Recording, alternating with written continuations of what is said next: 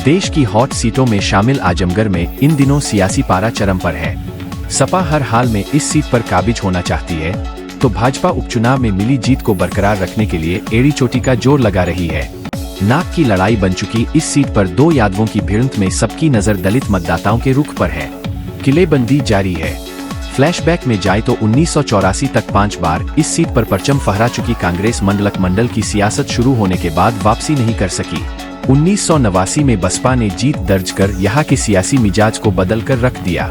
1991 के चुनाव में जनता दल को मिली जीत को छोड़ दिया जाए तो 1996 से 2004 तक हुए 4 चुनावों में बसपा और सपा ही बारी बारी जीतते रहे।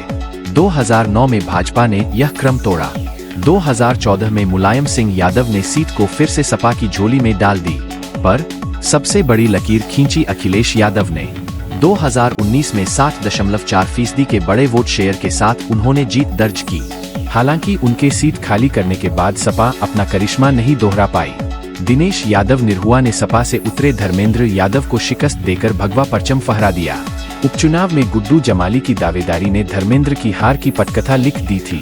धर्मेंद्र यादव और निरहुआ फिर से मैदान में है। सैफी परिवार के लिए यह सीट साख का सवाल है।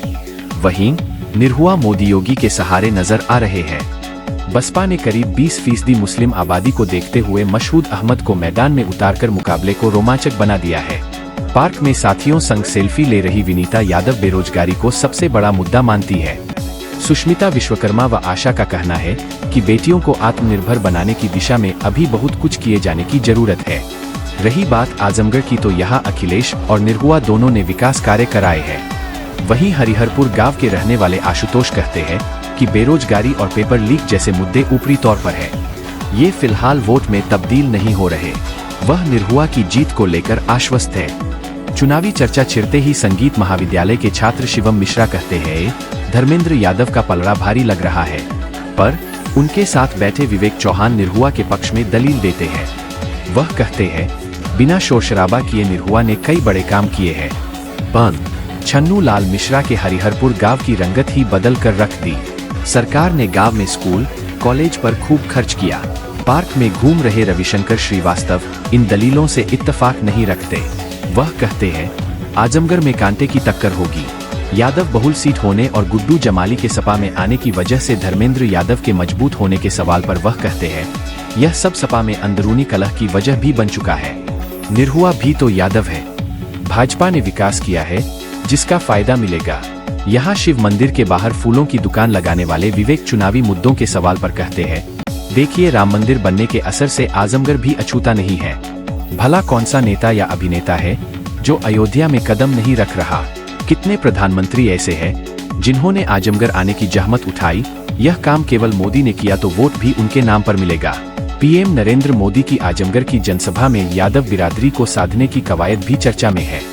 दलितों के रुख के बारे में सवाल करने पर लोगों का मानना है कि मुफ्त राशन, किसान सम्मान निधि, पीएम आवास, आयुष्मान योजना भाजपा के दलित वोटों में इजाफा करेंगे। वहीं सपा भी मोर्चाबंदी करने में पीछे नहीं है। आजमगढ़ के घिन्हापुर खरियानी में रविवार को सूबे के मुख्यमंत्री योगी आदित्यनाथ ने अपनी चुनावी जनसभा को संबोधित किया। लोकसभा चुनाव को लेकर उनकी इस जनसभा के कई कयास लगाए जा रहे हैं। सदर लोकसभा क्षेत्र के प्रत्याशी दिनेश लाल यादव निरहुआ को समर्थन देने के लिए सीएम योगी ने जनता से अपील की। इसके साथ ही उन्होंने सरकारी योजनाओं पर भी अपनी बात रखी। सीएम का कार्यक्रम 10:30 बजे तय था, लेकिन कुछ विशेष कारणों से वे कार्यक्रम स्थल पर आधा घंटा देर से पहुंचे। योगी आदित्यनाथ ने इस दौरान इंडी गठबंधन पर भी जमकर सियासी निशाना साधा। कहा कि देश इनकी सच्चाई को अच्छी तरह जान रहा है। आज के समय में इन परिवारवादियों से सतर्क रहने की जरूरत है। इससे पहले उन्होंने जनसभा में आए सभी लोगों का जय श्री राम का नारा लगाकर अभिवादन किया। इससे पहले कैबिनेट मंत्री दारा सिंह चौहान ने कहा कि 2017 तक जब कोई नेता आता था तो लोग यह देखते थे कि उसकी गाड़ी में कितनी नाल है, लेकिन अब योगी का खौफ है, किसी गाड़ी में नाल नहीं दिखती। इसी क्रम में सांसद दिनेश लाल ने कहा कि सपा के लोग कहते हैं कि हमने विकास की ईंट रखी। जांच में पता चला कि एक जेल बनाया है, वह जेल खुद के लिए बनवाया गया है ताकि परिवार के लोग इन्हें जेल में खाना पहुंचा सके। कहा कि आजमगढ़ चमकाना है और बच्चों का भविष्य बनाना है तो कमल का बटन जरूर दबाना है। कहा कि सपा और भाजपा में यही अंतर है। पहले जब कहीं भी घटना होती थी तो बरामद कट्टे पर लिखा होता था मेड इन बनौर आजमगढ़। अब आज इससे इतर काम हो रहा है। भाजपा ने आजमगढ़ को विश्वविद्यालय दिया है ताकि बच्चे शिक्षित हो सकें। इस खबर में आज इतना ही। इसी प्रकार की ताज़ा खबरें जानने के लिए हमारे चैनल को लाइक और सब्सक्राइब करना न भूलें। धन्यवाद।